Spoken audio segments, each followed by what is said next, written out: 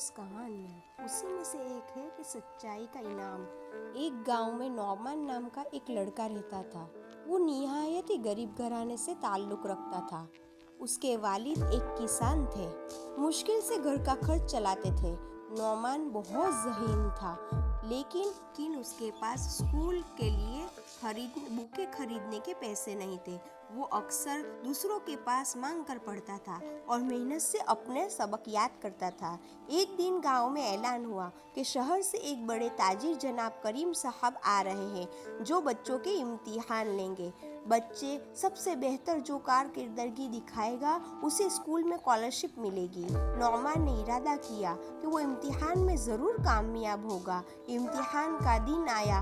उस नॉर्मन ने सादे कपड़े पहने, जूते भी फटे पुराने थे, लेकिन उसका चेहरा एतमाद से चमक रहा था। इम्तिहान हुआ और सब हैरान रह गए। नॉर्मन ने सबसे मुश्किल सवालात के जवाबात भी आसानी से दे दिए। जब नतीजा आया तो नॉर्मन पहले नंबर पर था।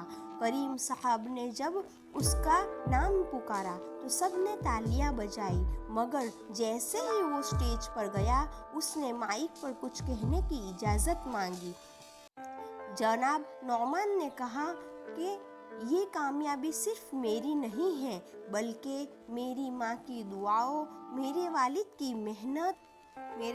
की मेहनत और मेरे एक दोस्त असद, उसने मुझे अगर ये सब किताबें वगैरह न दिया होता तो मैं इतना कुछ न सीख पाता। सब हैरान थे कि नॉर्मन अपनी कामयाबी के बावजूद सच बोल रहा था और दूसरों का हक अदा कर रहा था।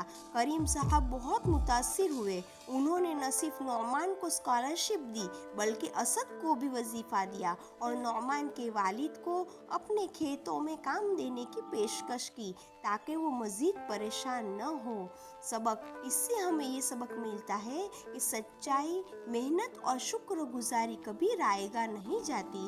अल्लाह ताला हमेशा उसकी मदद फरमाते हैं।